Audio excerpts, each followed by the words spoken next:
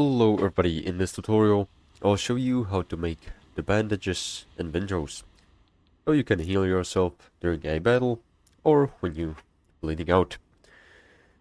So to make the bandages, first of all you'll need to collect some fibers, which can be collected from plants or fern like this by using a tool or your bare hands.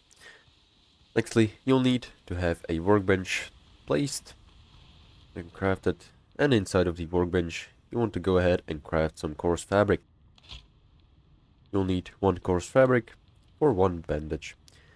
So right below the coarse fabric you'll see the bandage recipe and you can go ahead and craft it.